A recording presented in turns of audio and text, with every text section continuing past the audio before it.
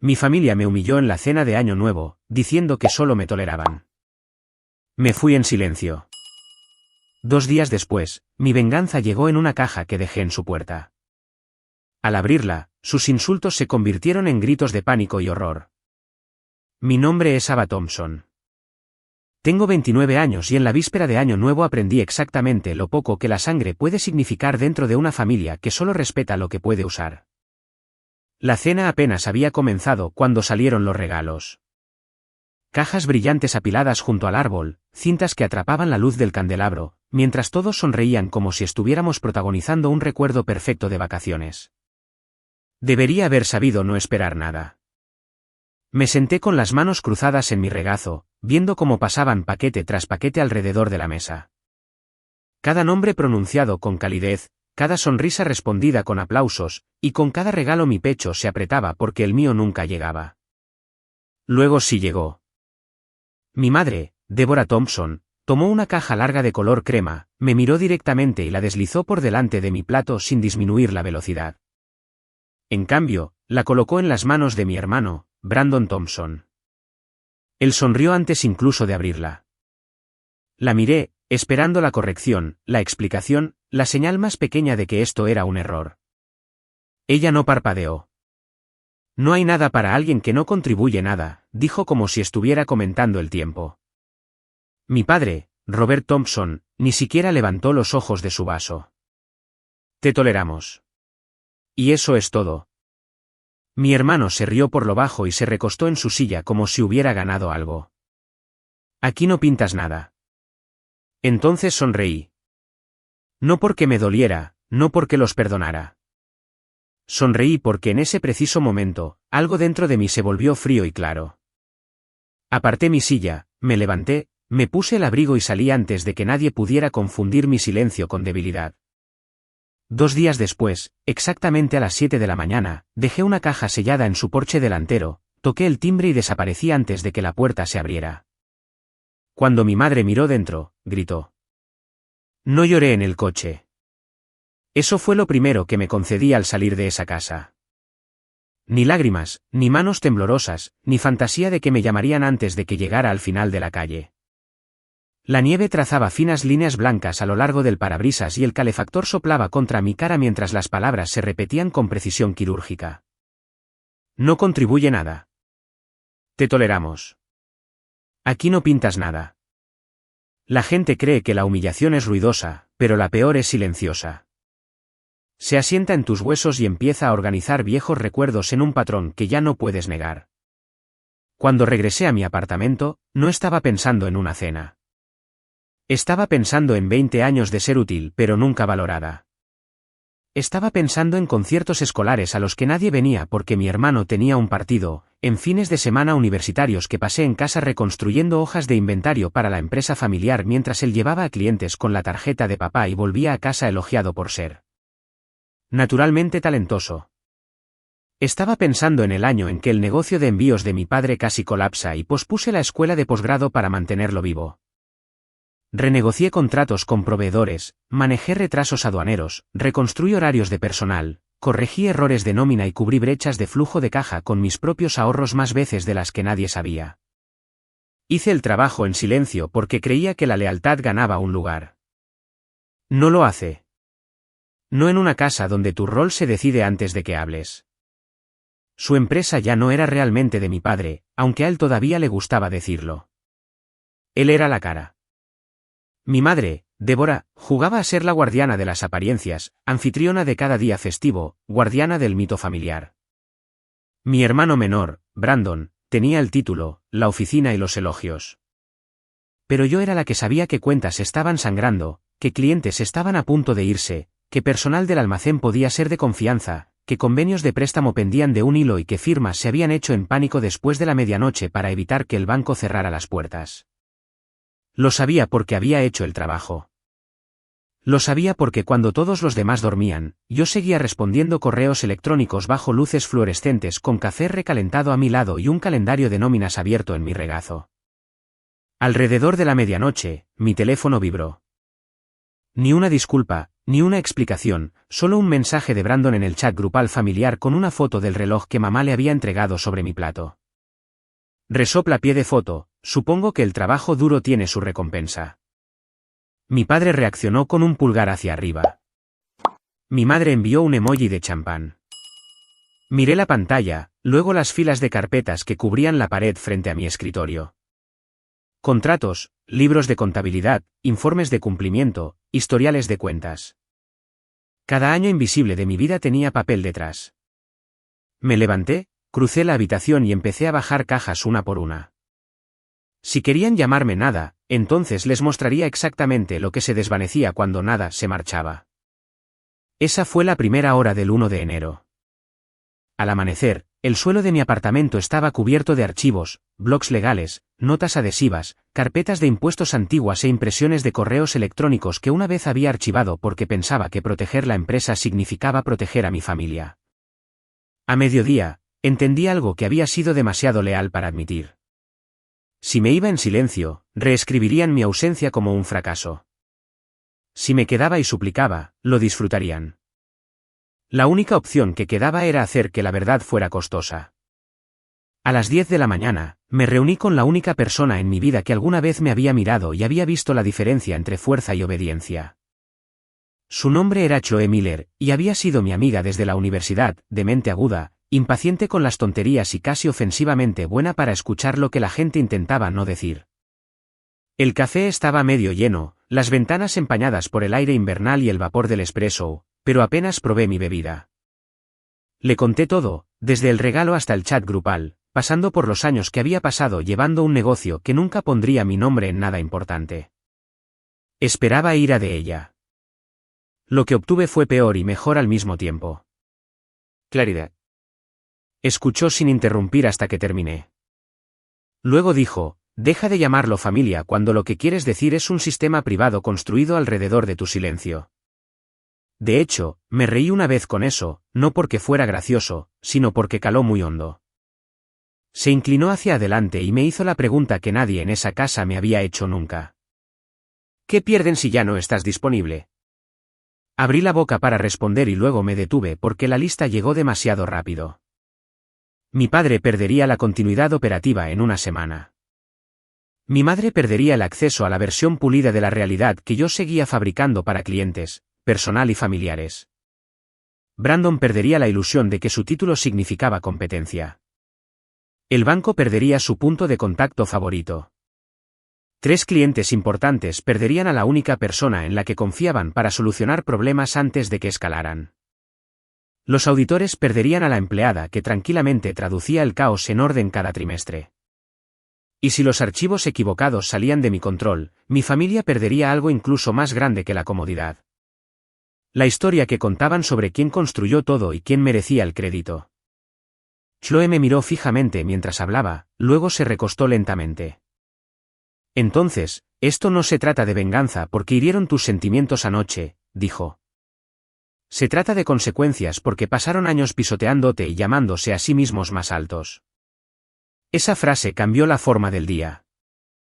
Hasta entonces, una parte de mí todavía temía que lo que quería fuera infantil, emocional, dramático. Pero las consecuencias no son drama. Son matemáticas con memoria. Volví a mi apartamento con un nuevo plan. No una escena, no una discusión a gritos, no una súplica desesperada de amor de personas que usaban la generosidad como una correa. Hice 3 pilas en mi mesa de comedor. La primera era la prueba de mi contribución. Correos electrónicos internos, negociaciones con proveedores, cronogramas de envío revisados, correcciones de nómina, planes de personal, notas de retención de clientes, transferencias de efectivo de emergencia de mi cuenta a las cuentas de la empresa, todo documentado. La segunda era la prueba de su dependencia, correspondencia bancaria dirigida a mí, mensajes de clientes preguntando por mi nombre, aprobaciones fuera de horario que solo yo estaba autorizada a emitir.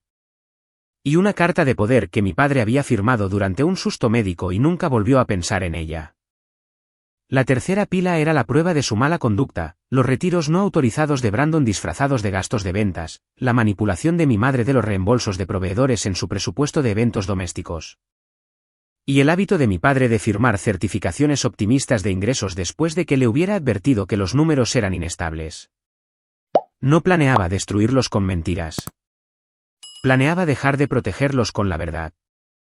Por la tarde, había llamado a un abogado. Había consultado una vez antes después de una disputa con un proveedor. También envié un correo electrónico a 2 clientes desde mi dirección personal, no para exponer nada, solo para informarles que ya no me encargaría de las operaciones después de las vacaciones a menos que se establecieran nuevos términos por escrito. Programé los mensajes para que se enviaran más tarde. Escaneé cada página importante. Etiqueté cada archivo. Y cuando la medianoche convirtió el 1 de enero en el 2 de enero, había reunido una pequeña caja de cartón que contenía la primera línea de fractura en la vida que creían controlar. Dentro de ella iba un juego de llaves maestras de la oficina, una tarjeta de acceso de la empresa, una carta de renuncia notariada, copias de mis registros de reembolso, una unidad USB y un sobre dirigido a cada uno de ellos individualmente. Aún no había terminado, pero por primera vez en años, ya no estaba improvisando la supervivencia. Estaba escribiendo los términos. Pasé el 1 de enero construyendo lo que mi familia nunca había esperado que construyera.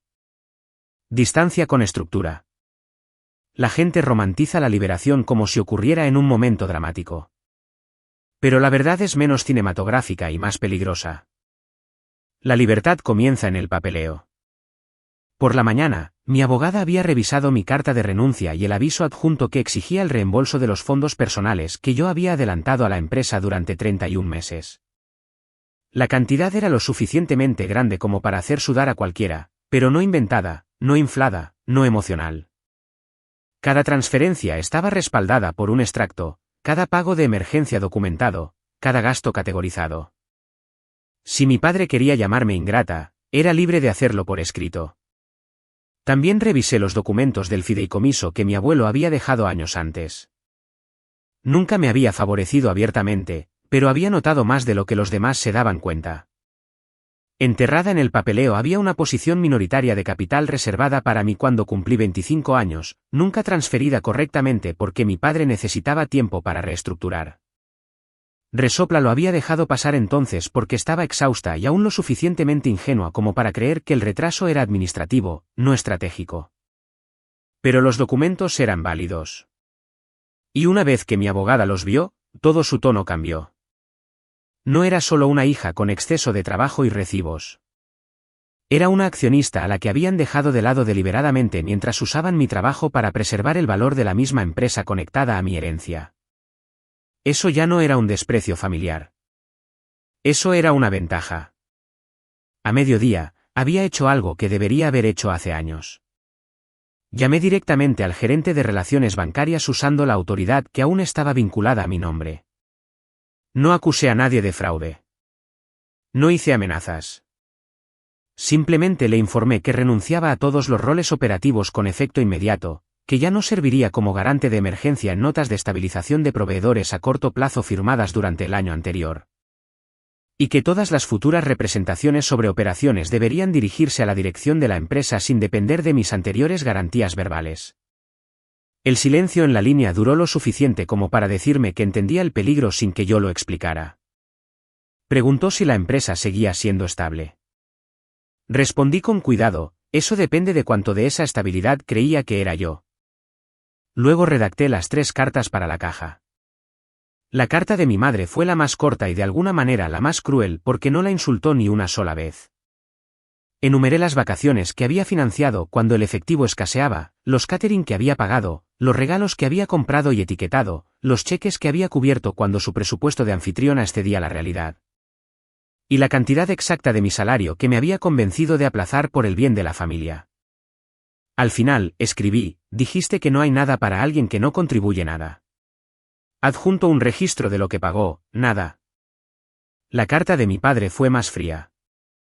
Resumí mi renuncia, hice referencia a la demanda de reembolso adjunta y le informé que si mi participación accionaria seguía siendo retenida, seguirían acciones legales.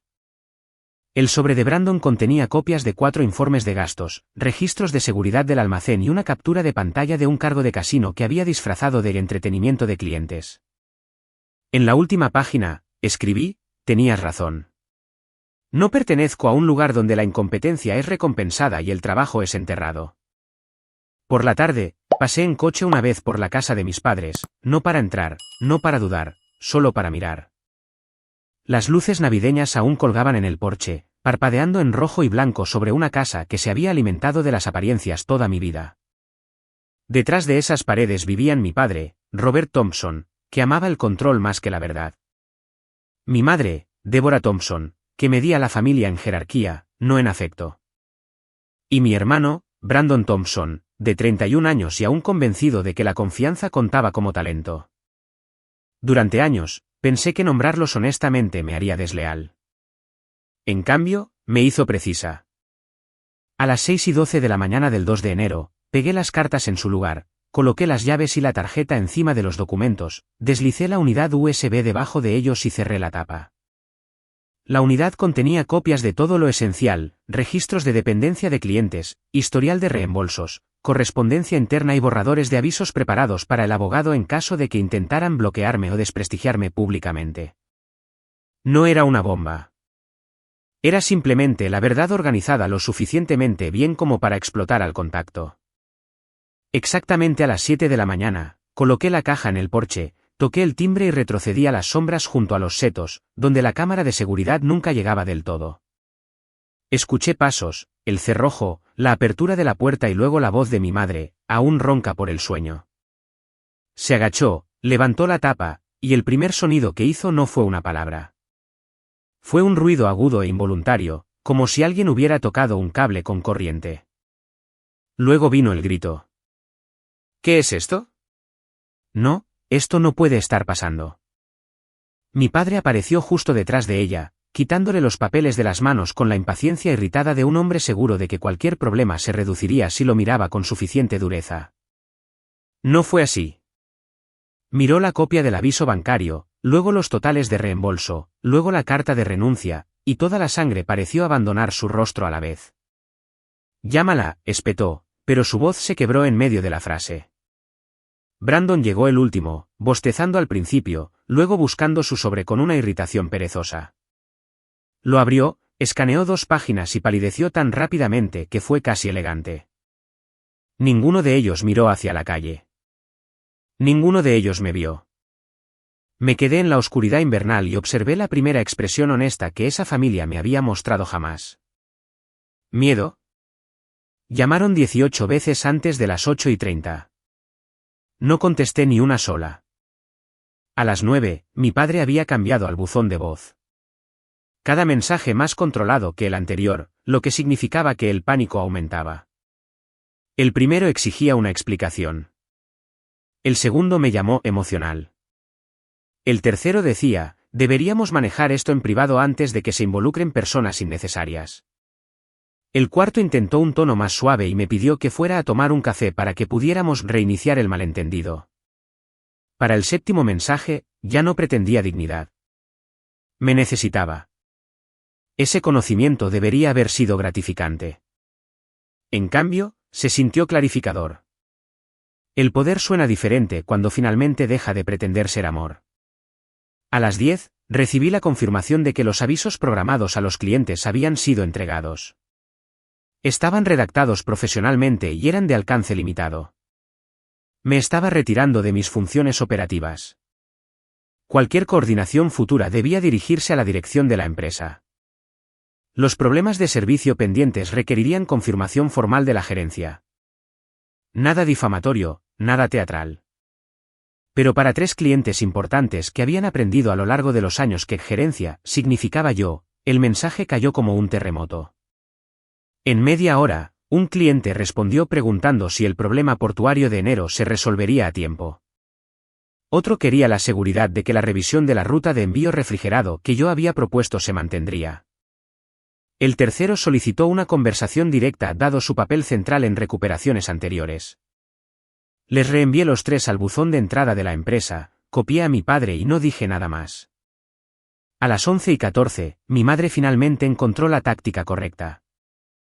Envió una frase. Vuelve a casa. Tu padre no puede iniciar sesión en el portal de proveedores y la nómina cierra a mediodía. Miré el mensaje y me reí por primera vez desde la cena de Año Nuevo. No porque fuera divertido, sino porque reveló toda la arquitectura de mi vida en 16 palabras. Vuelve a casa. Arréglalo en silencio como de costumbre. No volví a casa. Fui a la oficina de mi abogada. Allí, bajo luces más brillantes que las de mi apartamento y con menos fantasmas en la habitación, firmé la demanda de reembolso. La notificación formal que afirmaba mi participación accionaria y una carta que instruía al consejo de la empresa a preservar todos los registros financieros relevantes a la espera de una revisión. Una vez más, ninguna acusación más allá de lo que podía probar, ninguna ruina impulsiva, solo una negativa a seguir cubriendo agujeros mientras me decían que yo era el problema. Mi abogada me aconsejó que me preparara para las represalias, los ataques a mi carácter, la presión familiar, las acusaciones de inestabilidad.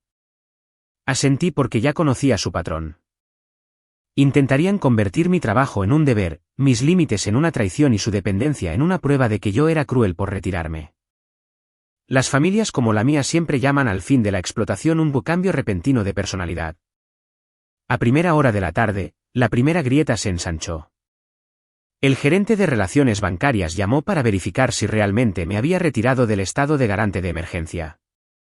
Cuando lo confirmé, me informó que probablemente se activaría una revisión de los convenios si la continuidad operativa de la empresa parecía comprometida. Resopla no necesitaba explicar lo que eso significaba. Las líneas de crédito de mi padre se mantenían unidas por la confianza, el tiempo y la suposición tácita de que yo siempre mantendría la maquinaria en movimiento. Quita una pieza y toda la falsa solidez se vuelve visible. Luego, Chloe me envió una captura de pantalla de las redes sociales.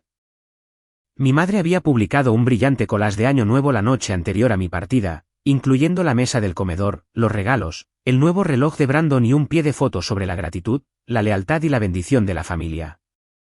Alguien en los comentarios había preguntado por qué yo no salía en ninguna de las fotos. Antes de que mi madre pudiera responder, Brandon había replicado, no todos se ganan un asiento en la mesa. Chloe me preguntó si quería exponerlo públicamente. Le dije que no. La humillación pública era demasiado fácil. Quería que sintieran el colapso desde dentro, donde todo el lenguaje bonito del mundo no podía mantener un sistema vivo. A las 3:40 de la tarde, recibí el mensaje que había estado esperando.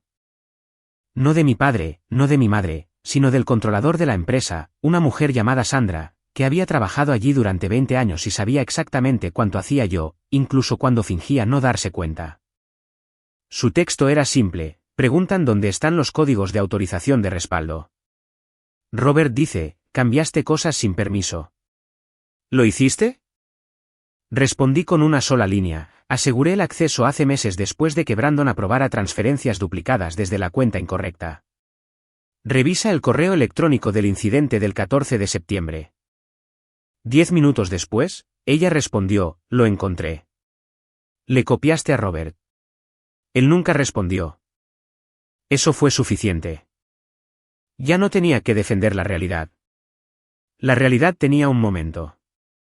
A las 5 de la tarde, mi padre envió su último mensaje del día. No era una petición. Era una orden despojada de confianza. Estate aquí a las 7. Lo discutiremos en familia. Lo leí 2 veces y luego respondí con mi primera respuesta del día. Estaré allí a las 7:30. No como empleada, no como tu solucionadora de problemas, sino como igual. Ten todos los documentos de la caja sobre la mesa cuando llegue. Él no respondió. No necesitaba hacerlo. Por una vez, él era el que esperaba. Cuando entré en esa casa a las 7:30, las luces del árbol todavía estaban encendidas, pero la calidez se había ido. Las sobras de las vacaciones yacían intactas en la isla de la cocina. El papel de regalo de 2 noches antes había sido retirado. Sin embargo, la habitación todavía se sentía llena del insulto exacto que había comenzado todo. Mi padre estaba de pie en la mesa del comedor con ambas manos apoyadas en la madera como si necesitara que los muebles lo mantuvieran en pie. Mi madre, Débora, estaba sentada rígidamente. Una de mis cartas doblada y desdoblada tantas veces que se había ablandado por los bordes. Brandon se inclinaba cerca de la ventana, intentando parecer informal, fracasando en ello. La caja estaba sobre la mesa entre ellos, vacía, cada documento extendido en filas cuidadosas. Bien. Eso significaba que habían leído lo suficiente como para tener miedo. Nadie me ofreció un asiento. Saqué uno yo misma y me senté. Dijiste que íbamos a discutir esto en familia, dije. Así que empieza. Mi padre inhaló por la nariz, fingiendo calma para una audiencia que ya no le creía. Empezó con una acusación porque los hombres como él siempre lo hacen. Dijo que mi momento era malicioso, mis métodos histéricos, mis demandas desproporcionadas. Afirmó que los fondos de la empresa que adelanté habían sido voluntarios, que los documentos de capital eran antiguos y estaban sujetos a realidades prácticas, y que ventilar asuntos internos por escrito era imprudente. Le dejé terminar porque a veces la forma más rápida de quitarle autoridad a una persona es dejarla escucharse a sí misma usar todos los viejos trucos a la vez. Luego le respondí punto por punto, no en voz alta, no dramáticamente. Hice referencia a fechas, firmas, números de cuenta e hilos de correo electrónico. Le recordé que las contribuciones voluntarias no borran las obligaciones de reembolso. Le recordé que las realidades prácticas no anulan los documentos fiduciarios ejecutados. Le recordé que no había ventilado nada públicamente, solo había documentado lo sucedido y retirado mi trabajo de una estructura que había decidido que yo no valía nada. Cada vez que intentaba interrumpir, yo continuaba. Él no estaba enojado porque me equivocara. Estaba enojado porque por primera vez en mi vida, no me estaba editando para que él se sintiera cómodo. Mi madre finalmente intervino, pero no con una disculpa, sino con un reproche. Dijo que la había humillado. Dijo que estaba destrozando a la familia por un momento feo en la cena. Dijo que solo había querido motivarme, que los regalos eran simbólicos, que debería haber entendido la presión a la que todos estaban sometidos.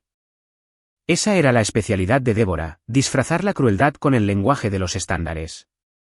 La miré y le pregunté cuántas vacaciones había pagado.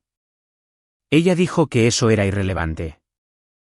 Le pregunté quién había pedido la comida para el Día de Acción de Gracias cuando la cuenta de la empresa estaba congelada. Le pregunté quién había cubierto las cestas de regalo personalizadas para los clientes 2 trimestres de diciembre porque mi padre dijo que el flujo de caja se estabilizaría el mes siguiente. Ella no respondió porque no podía. Así que respondí por ella. Luego repetí la frase de su carta, dijiste que no hay nada para alguien que no contribuye nada. Traje registros porque la memoria parece selectiva en esta casa. Brandon intentó que la habitación volviera a su forma preferida.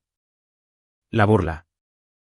Sonrió con suficiencia, se encogió de hombros y dijo que nada de esto cambiaba lo obvio. Siempre había sido amargada porque no podía soportar que nuestro padre confiara más en él. Me llamó controladora. Dijo que me gustaba ser necesitada porque me hacía sentir importante. Hubo un tiempo en que esas palabras habrían dolido profundamente porque estaban construidas con fragmentos de verdad retorcidos en un arma. Sí, me había gustado ser necesitada porque ser necesitada era lo más cercano a ser amada que esa casa me había ofrecido. Pero ya no confundía las dos cosas. Deslicé sus informes de gastos por la mesa hasta que golpearon su mano. Luego coloqué los registros de seguridad junto a ellos. Luego la captura de pantalla del cargo del casino.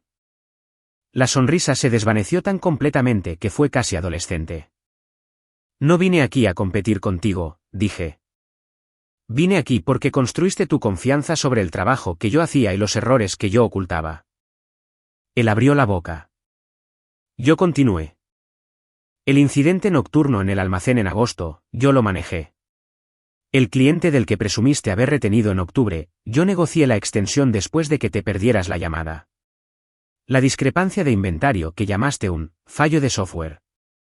Fue tu transferencia no autorizada y yo la cubrí porque papá me suplicó que no dañara a la familia. La cabeza de mi padre se giró hacia el entonces. No porque nunca lo hubiera sabido, sino porque no había sabido que incendios había apagado yo ya.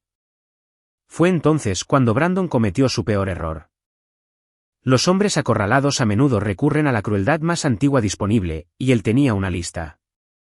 Se rió una vez, delgada y fea, y dijo, estás actuando como si esta empresa te debiera algo porque pasaste toda tu vida tratando de demostrar que importabas aquí. Pero nunca fuiste el futuro. Solo fuiste la persona confiable.